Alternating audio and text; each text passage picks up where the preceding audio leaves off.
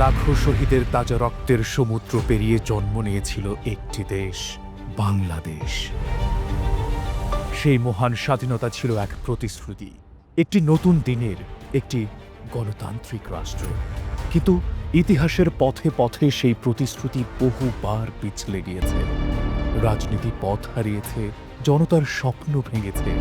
প্রয়োজন ছিল একটি জবাবদিহিতামূলক গণতন্ত্র।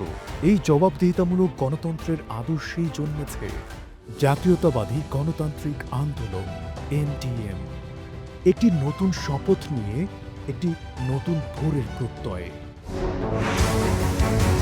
বাংলাদেশের রাজনীতি তখনও বন্দী সব পুরনো গণ্ডির ভেতর। দলবাজির নামে চলছিল ক্ষমতার অপব্যবহারের কুৎসিত লীলা খেলা।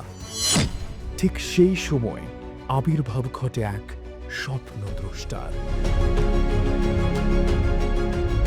নয় কোনো প্রথাগত পরিবারের উত্তরসূরি, নয় কোনো গতানুগতিক রাজনীতির অংশীদার। ৯০ দশকে বাংলাদেশ থেকে বহু দূরে তিনি গড়ে তুলেছিলেন এক সফল জীবন। পশ্চিমা বিশ্বে সম্মানের সাথে সর্বোচ্চ শিক্ষা অর্জন করেন তিনি।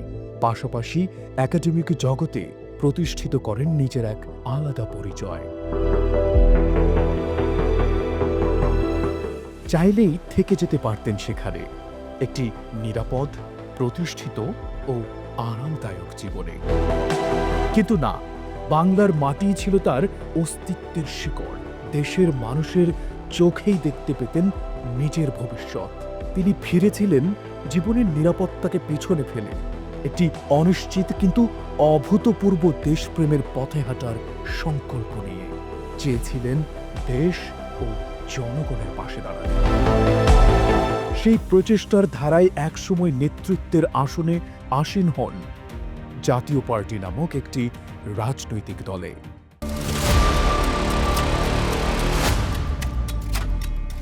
রাজনীতিতে পা দিতে না দিতেই চলে এলো সবচেয়ে সহিংস ও বিভাজনের বছর ২০১৩। প্রকাশ পেল শাপলা চত্বর ও শাহবাগ, দুই বিপরীত ধর্মী গণ আন্দোলনের উত্থান। একদিকে লাখো জনগণ ও আলেম সমবেত হলেন শাপলা চত্বরে, অন্যদিকে শাহবাগে আরেক আবেগে গড়ে উঠল আন্দোলনের জোয়ার। যখন মনে হচ্ছিল এ হবে এক আলোকিত গণজাগরণ, ঢাকার মাটিতে ঘটবে এক অ্যারব স্প্রিংয়ের মতো গণজোয়ার, ঠিক তখনই বিষাক্ত অপরাজনীতির কালো ছায়ায় ঢেকে গেল রাজপথ থেকে শুরু করে সবকিছু। স্বৈরতান্ত্রিক সরকারের পিশাচ বাহিনী রাতের অন্ধকারে গুলি চালালো নিরীহ নিরস্ত্র মুসলিম জনতার উপর, ঠিক যেমন নির্মম হত্যাকাণ্ড ঘটেছিল জালিয়ানওয়ালাবাগে। একদিকে আইনশৃঙ্খলা বাহিনীর মাধ্যমে শুরু হলো ভিন্ন মতের সকলের উপর নিপীড়ন ও অত্যাচার, অন্যদিকে অপপ্রচার আর মিথ্যা তথ্য দিয়ে জনগণকে বিভ্রান্ত করার নোংরা খেলা। এই সাথেই শুরু হলো ২০১৪ সালের নির্বাচনকে জোরপূর্বক অপহরণের পরিকল্পনা। ক্যারট অ্যান্ড স্টিক, এই দুই কৌশলই প্রয়োগ করেছিল হাসিনার স্বৈরশাসক সরকার। কিন্তু জাতীয় পার্টি তো হালুয়া রুটিতেই সন্তুষ্ট, তাদের উপর কোনো বল প্রয়োগেরও প্রয়োজন পড়ল না। ঠিক এই সময়েই ববি হাজ্জাজ প্রশ্ন তুললেন ঘটে যাওয়া অন্যায়ের বিরুদ্ধে, দাঁড়ালেন জাতীয় পার্টির ভেতর থেকে গণতন্ত্র ও জনগণের একমাত্র কণ্ঠস্বর হয়ে। সেই প্রশ্নের মাসুল তাকে গুনতে হল অপহরণ, গুম আর আয়নাঘরের বন্দিত্বের মাধ্যমে। তাকে নির্বাসনে পাঠানো হল, কিন্তু তার বিশ্বাসকে নির্বাসনে পাঠাতে পারেনি হাসিনার জালিম সরকার। সুদূর যুক্তরাজ্যে তাকে নির্বাসনে পাঠিয়েও শেখ হাসিনার সরকার তাকে দমন করতে পারেনি। সেখান থেকেও তিনি নিয়মিতভাবে গণতন্ত্র ও জনগণের পক্ষে বিবৃতি দিয়ে গেছেন। ববি হাজ্জাজ দৃঢ়তার সঙ্গে স্বৈরতন্ত্রের বিরোধিতা করেছেন, কিন্তু জাতীয় পার্টি বিরোধিতায় কখনো শরিক হয়নি। সরকারের সঙ্গে আপোষ করে বিনা ভোটের নির্বাচনের খেলায় হাসিনাকে সহযোগিতার পুরস্কার হিসেবে ৩৪টি আসন নিয়ে সংসদে যায় সে দল। ফিরে এসে দুঃখ ভারাক্রান্ত মনে ববি হাজ্জাজ দেখলেন দলের যেসব নেতারা হাসিনার সঙ্গে আপোষ করে তাকে বিদেশে নির্বাসনে পাঠিয়েছিল, সেই নেতারাই আজ দলটি পুরোপুরি দখল করে বসে আছে। তিনি স্পষ্টভাবে উপলব্ধি করলেন এই দল দিয়ে হয়তো ক্ষমতা অর্জন সম্ভব, কিন্তু জনগণের হৃদয়ে পৌঁছানো কোনোভাবেই সম্ভব নয়। তাই তিনি ছেড়ে দিলেন ক্ষমতার পথ ও বেছে নিলেন আদর্শের পথ।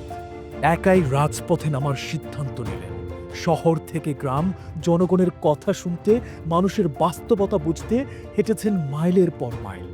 এই পথ চলার মাঝেই তিনি গড়ে তুললেন এক নতুন নাগরিক ক্ষমতায়ন আন্দোলন, স্বপ্নের দেশ।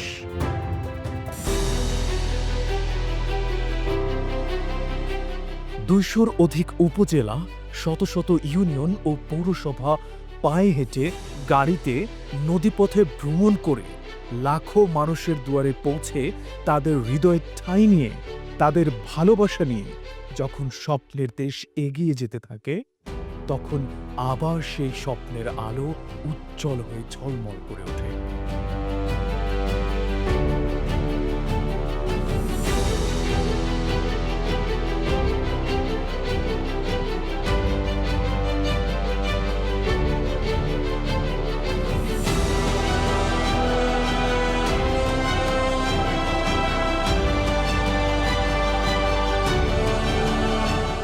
দেশব্যাপী হাজার হাজার সদস্য এবং লক্ষ লক্ষ সমর্থককে সঙ্গে নিয়ে ২০১৭ সালে জন্ম নেয় জাতীয়তাবাদী গণতান্ত্রিক আন্দোলন এনডিএম। কিন্তু এটি শুধু একটি রাজনৈতিক দল নয়, এটি এক বিদ্রোহ।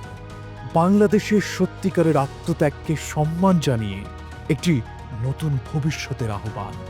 শত ত্যাগ ও তিতিক্ষার পথ বেয়ে যেই রাজনীতির যাত্রা শুরু করেছেন ববি হাজ্জাজ, তা কেবল একজন মানুষের গল্প নয়, এটি একটি বিশ্বাসের গল্প, এটি একটি আদর্শের গল্প। আর সেই আদর্শেরই উদ্ভাস ও অভিব্যক্তি হল এনডিএম। এনডিএম নিজের জন্য নয়, জাতির জন্য রাজনীতি। এনডিএম ত্যাগ ও তিতিক্ষার রাজনীতি। এনডিএম আগামী প্রজন্মের জন্য এক ন্যায়ভিত্তিক, মর্যাদা সম্পন্ন বাংলাদেশের অঙ্গীকার।